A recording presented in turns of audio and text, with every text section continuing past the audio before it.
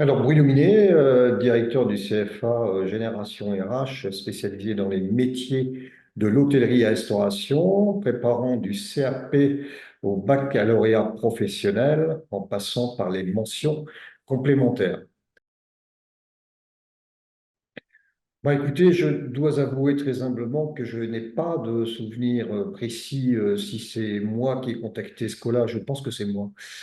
Qui contacté Scola ou si c'est Scola qui m'a contacté à l'époque pour des besoins en formation qui étaient relativement basiques à l'époque, parce qu'on était sur ce qu'on appelle le Datadoc, c'est-à-dire la base qui allait faire, j'allais dire, qui allait être évidemment les fondations de ce qui est Calliope aujourd'hui, c'est-à-dire la certification des centres de formation. Et donc, nous étions sur une problématique, évidemment, puisque nous n'étions pas encore nulle part engagés dans ce genre de démarche, même si évidemment notre souci a toujours été bien sûr la réussite de nos stagiaires avec la réunion de compétences évidemment, de compétences et de valeurs autour de nous. Et évidemment, on n'a pas attendu le Datadoc ou certification Calliope pour donner à nos stagiaires évidemment les quelques clés et éventuellement pour valider leurs compétences, valider leurs connaissances et valider leur expérience. Donc, mais c'était un des premiers contacts, en tous les cas, avec Scola. Et puis, on a étendu nos relations, évidemment, après par la suite, bien au-delà, évidemment, de le simple fait de... Oui, parce que leur regard, leur expertise, évidemment, euh, à travers leur expertise et leur objectivité, évidemment, sont des biens très précieux quand on veut garder une qualité d'enseignement, en tous les cas, une qualité pédagogique.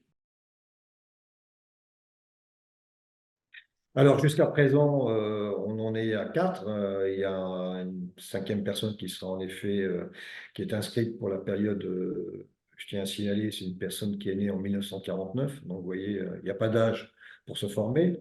Qui est une de mes collaboratrices en art appliqué.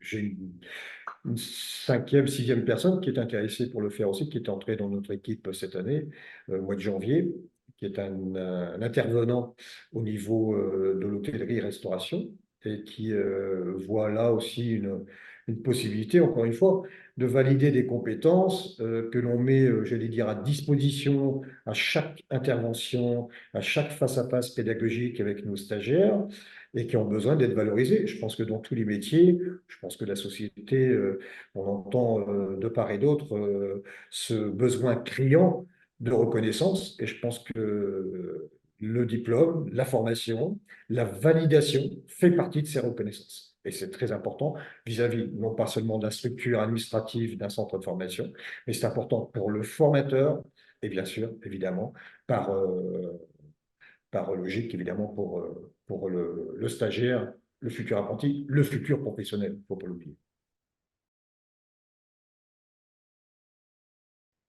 Alors, il y a au moins deux éléments. Il y a d'abord une demande de fonds, ou en tous les cas, il y a sous-jacent un besoin de reconnaissance, c'est ce que je disais tout à l'heure.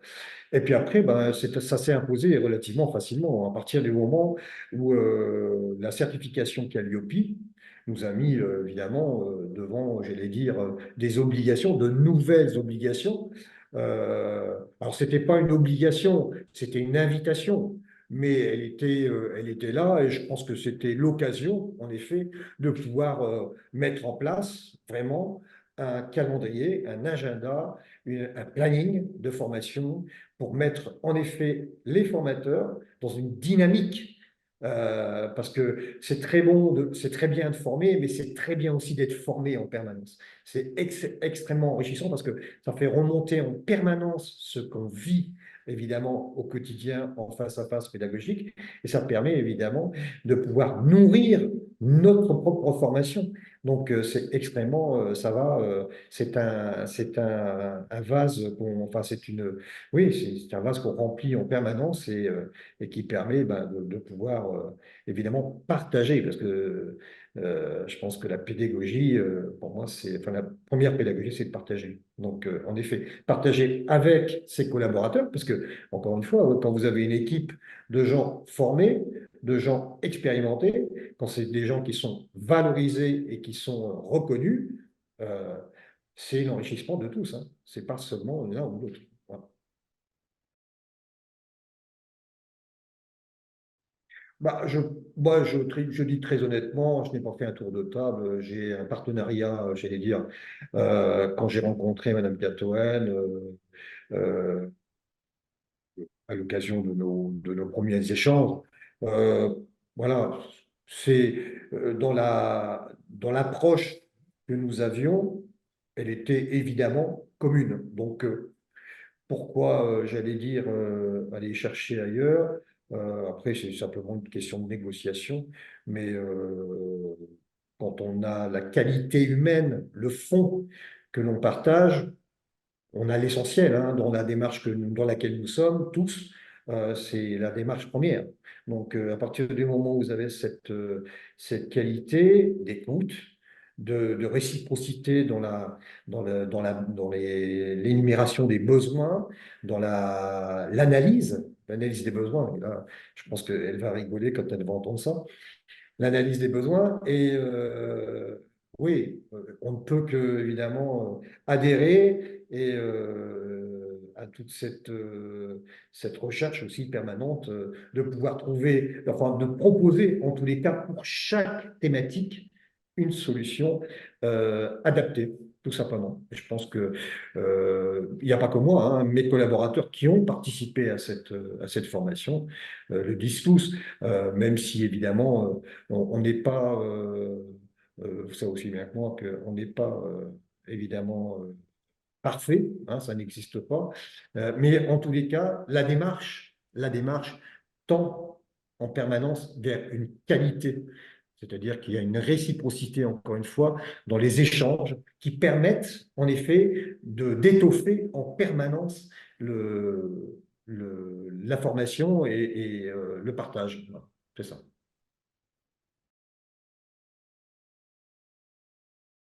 Alors, bon, moi, c'est assez relativement simple puisque moi, j'organise que 2 jours de face-à-face pédagogique avec mes stagiaires parce que je suis un tout petit centre de formation. Donc, et mes formateurs allaient en formation le vendredi, notamment en fin de semaine, puisque nous accueillons nos stagiaires en début de semaine. Donc, parfaitement adapté, évidemment, au planning. Et donc, les échanges, évidemment, étaient, enfin, dans la disponibilité qu'ils avaient, ils étaient, j'allais dire, l'un comme l'autre, tout oui, évidemment, à se former, puisque là, ils n'avaient pas de contraintes particulières, si ce n'est que se consacrer une journée par semaine à cette formation. Et comme le retour en entreprise se faisait immédiatement, puisque le lundi ou le mardi suivant, ils intervenaient sur le terrain, et ils pouvaient éventuellement mettre en pratique, j'allais dire pratiquement, hein, cet échange qu'ils avaient eu quelques jours auparavant. Donc, j'ai de ce côté-là, en tous les cas, un planning et un planning, pardon, qui me permettait évidemment de pouvoir mettre, enfin de leur permettre en tous les cas de pouvoir mettre en pratique pratiquement immédiatement ce qu'ils avaient éventuellement essayé ou en tous les cas, comment dire, étudié sur tel ou tel cas, parce que c'est toujours très intéressant, le vendredi et le lundi ou mardi, quand ils se retrouvaient en face à face, bah, évidemment, hein, ils pouvaient être confrontés à la situation qu'ils avaient probablement étudiée du vendredi. Voilà. Donc c'est quand même très confortable. Hein. Voilà. Bah, je l'ai abordé un petit peu tout à l'heure quand on a parlé de la formation et de son apport, etc. Comme je vous l'ai dit, je pense que le niveau, d'abord le niveau d'intervention, le niveau d'interprétation, le niveau d'engagement, euh, c'est considérable. Enfin, pour ma part, je pense très honnêtement, très objectivement, qu'il s'est considérablement amélioré.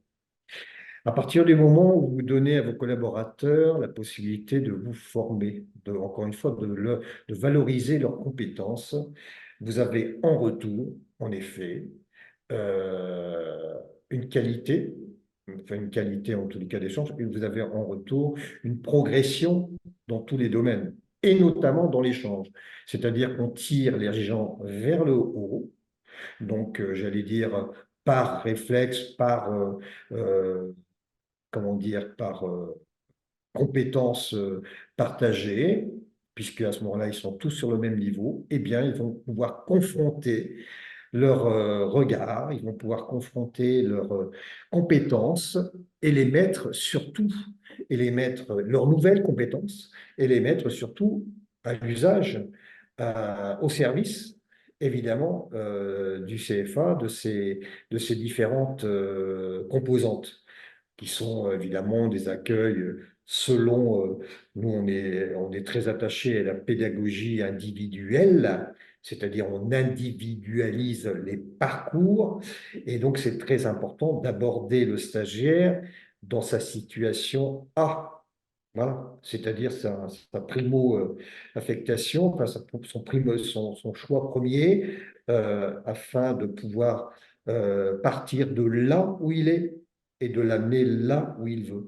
Et pour ça, en effet, je pense que la formation scolaire ingénierie, dans son ensemble, va donner les outils supplémentaires. Elle ne va pas remplacer l'expérience ou elle ne va pas donner, j'allais dire, une directive précise.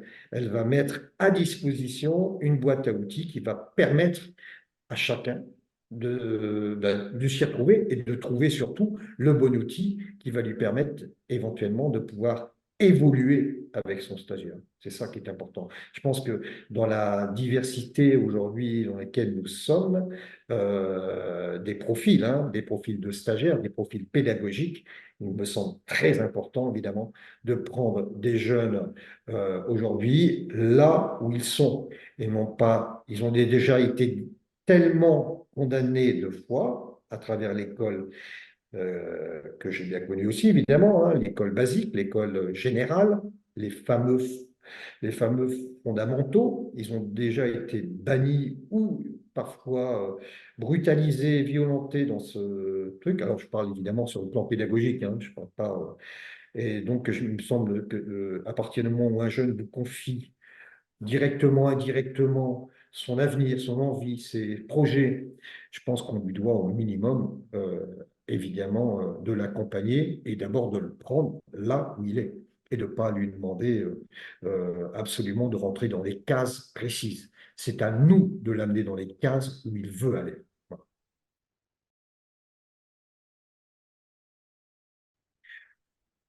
Ah bah, il y a, bah, bon, déjà, on a abordé les différentes étapes de Calliope totalement différemment, c'est-à-dire un peu plus détendu, si j'ose dire, euh, tout en étant accompagné par Scola. Il faut quand même le spécifier, Scola était notre premier avocat de ce côté-là, il n'y a pas de problème. Mais on a abordé des sujets qu'on n'abordait pas jusqu'à présent. Je pense notamment, évidemment, à la numérisation, le distanciel, etc., qui était un peu de côté dans nos face-à-face pédagogiques, en tous les cas dans notre approche. Donc, je pense que oui, ça a changé la mise en place d'outils. On a mis en place des outils numériques, des tableaux, hein, ça fait un peu ringard, hein, parce que c'est pas d'aujourd'hui, mais on a mis en place des outils d'analyse qui permettent en effet enfin, il y a une recherche en tous les cas, dans tous les domaines. À partir du moment où on est confronté à quelques problèmes semblables, de les mettre tout de suite, j'allais dire, de les gérer d'une façon totalement différente. Et ça, je pense que ça, c'est l'information. Ça nous a permis d'avoir, ah oui, mais il existe cet outil-là qui permet de pouvoir mettre en ligne, de pouvoir mettre en tableau, de pouvoir analyser et de pouvoir trouver, comme toute démarche qualitative, de trouver des solutions éventuellement, de pouvoir constater si ces solutions, après plusieurs mois de mise en place, correspondent à cette problématique, de pouvoir en tirer, évidemment, définitivement, une ligne de conduite. C'est ça l'idéal, c'est que quand vous partez d'un problème, vous mettez en place, en effet, un inventaire de ces problèmes, vous mettez en face des solutions potentielles, des outils potentiels, et après, il faut aller vérifier si ces outils fonctionnent, et à partir du moment où ils fonctionnent, il faut les inscrire définitivement, en effet, dans notre démarche pédagogique. Et je pense que ça c'est ce que a amené totalement la formation, c'est-à-dire, en effet, cette ligne rouge définitivement qui fait partie aujourd'hui de chaque démarche, voilà, de la façon d'aborder chaque problématique, chaque démarche. Voilà.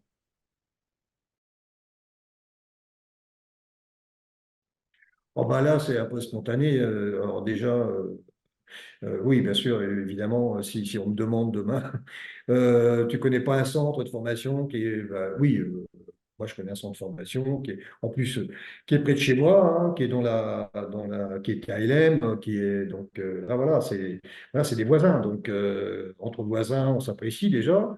Je pense que c'est réciproque. Euh, il y a beaucoup d'humilité. Moi, j'aime beaucoup, j'apprécie énormément, encore une fois, cette humilité et en plus, cette, euh, cette qualité, c'est des compétences bon, qu'on a pu mettre à l'épreuve avec les uns et les autres de chez Scola. Donc, il y a en effet, moi, si elle demande en effet, tu connais un centre de formation qui pourrait former mes formateurs ou qui pourrait intervenir dans tel ou tel domaine, ben oui, voilà, pour moi, il y a, voilà, ça fait, voilà. Moi, je ne connais pas non plus des dizaines de centres, hein, il faut être clair aussi, je ne vais pas non plus exagérer, mais voilà, quand on a, vous savez, c'est un peu comme le produit dans nous en restauration, si on connaît un bon petit artisan qui va vous faire, un artisan charcutier qui vous veut vous faire un pâté excellent, vous n'allez pas dire si qui va chez le voisin, hein, non.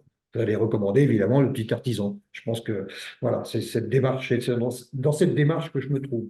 Et voilà, je préfère voilà, un petit centre de formation que je connais bien, avec lequel j'ai d'excellents rapports et qui a satisfait évidemment à tous nos besoins. Et c'est ça l'essentiel quand même.